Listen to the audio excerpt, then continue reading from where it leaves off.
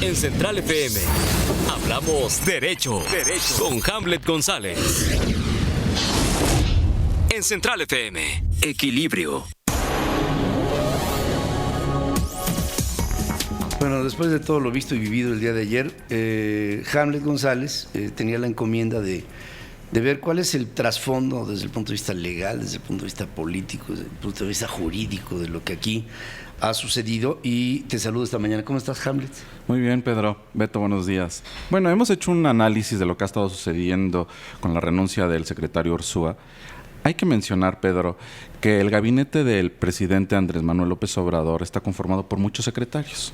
Hay 2 secretarios en específico que son el poder más importante que puede tener, no nada más Andrés Manuel, cualquier presidente. El de la gobernabilidad, que es nuestra secretaria de Gobernación, que hoy está dormida, ya no sale en ningún medio, la ha pagado Marcelo Ebrard en todo sentido, y el secretario de Hacienda, que hasta ayer fue el doctor Ursúa. Que es el que tiene el poder económico y la información macroeconómica en el mundo. Y además de cada uno lo puedes ver y sabes que está viendo al trasfondo de la persona que está saludando, ¿no? O sea, claro. El secretario de Hacienda, mira, Luis Videgaray.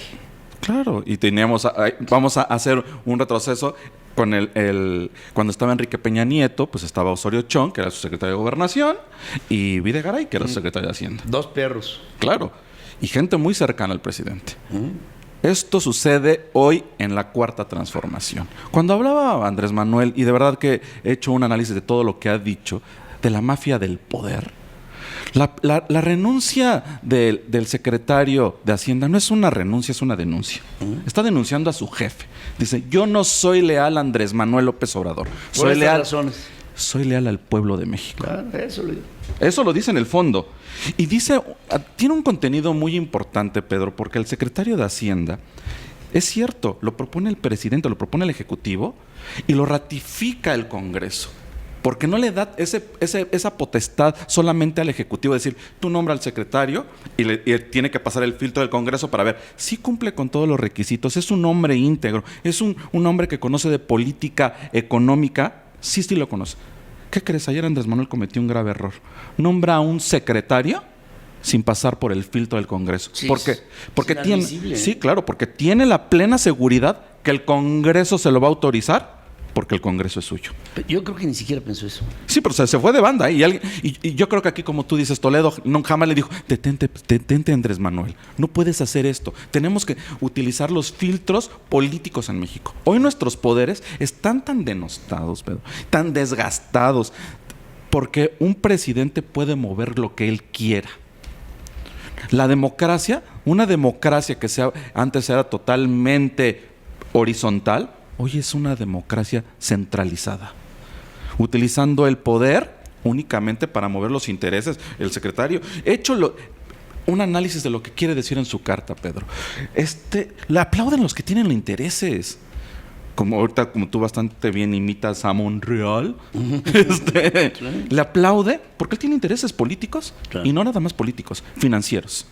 El secretario de Hacienda, Pedro, hace análisis no nada más de políticas económicas internas, hace análisis de políticas económicas en el mundo para ver qué percepción tiene el mundo de México, porque México, tanto su deuda como sus inversiones, no las tiene adentro, las tiene fuera de México. Y le dice al presidente, creo que estamos haciendo cosas que no nos van a dar resultados. Y yo no le soy leal a Andrés Manuel, yo le soy leal al presidente de la República. Y le soy leal al presidente de la República porque representa a México. Eso le manda a decir al secretario de Hacienda. Y eso genera, Pedro, que uno de los hombres más poderosos de este país digan, ¿sí será la transformación que está tanto pregonando Andrés Manuel como el Mesías del cambio de México? Pedro, hay algo que tenemos que hacer una gran reflexión la gente en este país. Andrés Manuel, entiendo que su intencionalidad cuando nació era perfectamente creíble. Hoy está tan desgastada que ni él mismo se la cree. Rompe las instituciones, las destruye, toma el poder como una bandera, como un estandarte de cambio. Los estandartes, entiendo que los cambios se hacen a través de tu intencionalidad, pero se hace también a través del estudio.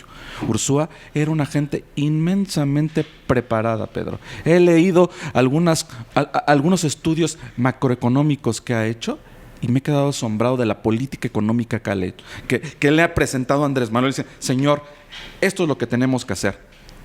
Pero Andrés Manuel nunca lo escuchó. ¿No escuchar tú a tu secretario de Hacienda? Peor? No lo entendió. No lo entiende.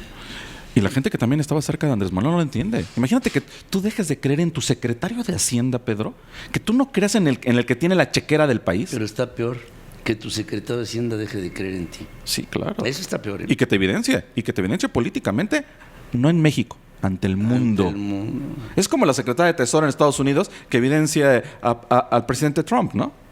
Claro. Eso jamás sucederá, ¿eh? Sí. En México sí sucede. Fíjate que ayer da un vuelco la cuarta transformación. Brutal, ¿eh?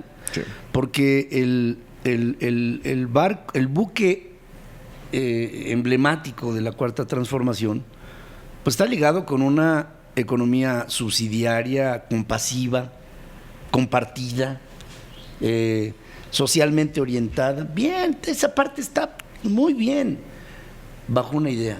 ¿Cómo? Claro. Porque el qué ahí está, pero en el qué entró Ursúa, en el cómo fue en donde dijo, ya aquí no.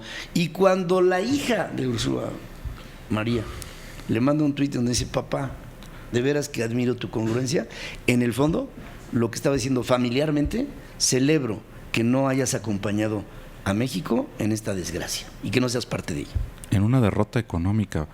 Ayer le regresó su chequera y Herrera no la quería agarrar, ¿eh? Sí, no. No, así de no, yo no la quiero, ¿eh? Ves que hemos hecho el símil con presidentes anteriores, en específico con Echeverría, esta forma de gobernar de Andrés Manuel, pues en 1973 pasó algo muy parecido en una renuncia de un secretario de Hacienda a Luis Echeverría, entonces Hugo Margain, lo recordarán, quien protestó por los gastos excesivos del proyecto echeverrista, que encendían día a día las alarmas de la Secretaría de Hacienda por obras faraónicas, reparto de dinero a manos llenas, políticas públicas sin sustento. El propio Margain llegó a señalar que el gobierno cometía errores administrativos muy serios.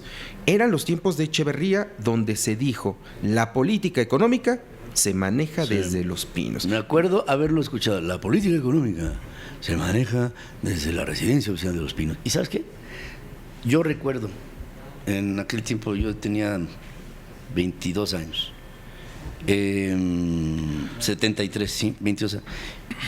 ¿Sabes cuál era el sinónimo de lo que estaba haciendo Echeverría?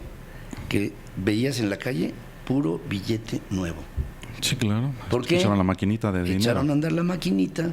Cada peso, cada dólar, cada yuan, cada euro que se emite tiene que tener un sustento tangible en términos económicos. O sea, no vamos a ponernos aquí a jugar turista con billetitos de esos que se venden en las ferias. Estamos hablando de que Echeverría echó a andar la maquinita. Inflación. Ahí te voy, ¿eh? Vamos a ver a este hombre si no se le ocurre decir a Banco de México, echa a andar la maquinita y hazle porque me canso ganso. Y Pedro, hay que voltear a ver si Andrés Manuel dejó de darle focus a la parte económica en el exterior, o sea, la macroeconomía. Ah, no, bueno, esa ni la conocen. Hoy, por ejemplo, yo creo que jamás le pasaron un periódico, una síntesis informativa. El dólar, derivado de la renuncia de su secretario de Hacienda, que parecía que iba en contra de él, solamente cambió 30 centavos hacia arriba, no hacia abajo, hacia arriba, ¿Y sabes a cuánto llegó? A 43. Ya con el nombramiento de Herrera se matizó a 27, casi 30. Pero el hecho de que hoy Herrera sea el secretario, por más que sepa, que no creo que sepa mucho, me llama la atención un punto que hace López Obrador cuando lo presenta. Le dice, estudió paz, y su maestría en la Universidad de Nueva York, y su doctorado, y se avienta a otra universidad en el extranjero. Pues la Universidad de Nueva York es el epítome del neoliberalismo. Claro. O sea, está nombrando un cuate que se educó en una instancia neoliberal. Digo, no es la Universidad de la Ciudad de México que él estableció, ni tiene los conocimientos que tiene el presidente, ¿no? Que son brutalmente profundos. Bueno, tan profundos que no han salido. Y no nombra a un secretario de Hacienda, Pedro. Nombra a alguien a quien puede manipular en una economía que él quiere tener en la bolsa. Y que ya ha manipulado cuando fue secretario de Finanzas en la jefatura de gobierno en la ciudad. Claro, y le pide el juramento no al pueblo de México. Creo que está confundido. Y cuando un presidente está confundido haces que tu secretario no jure ante un pueblo, sino ante una persona, wow, hay que hacer una énfasis, Pedro, en qué está sucediendo en la política y en la cabeza de Andrés Manuel y que alguien lo tenga que detener y le diga, señor presidente, detente. Se ve que Ursúa lo hizo varias veces y hoy lo sentí muy dolido al presidente por traición, ¿no? Porque pues ya lo acusa de la mafia del poder. Pues cuando Ursúa trabajó con él cuando estuvo en la Ciudad de México. Fíjate que qué bueno que toquen ese tema de la mafia del poder. Yo sí pienso que hay una mafia del poder. La hay. Hombre, Carlos Romero de Champs comiendo con Juan Collado no es la mafia del poder. Es como si metes a Frank Nitti a comer con Al Capone en el Mortons. Ya, hay una mafia del poder pasado, que sigue siendo mafia y sigue teniendo poder y harta lana, mucha. Nada más que hay una mafia del poder presente. Y esa mafia del poder presente está siendo encabezada por el presidente. Y por sus hijos. Y por sus hijos, que son, digamos, los mafiosari. Que creo que era un extraño enemigo. Y no lo dudes, pregúntale al presidente y sí te lo va a decir. Hombre, ya lo creo que sí. Gracias, Hamlet, como siempre. Gracias, buenos días.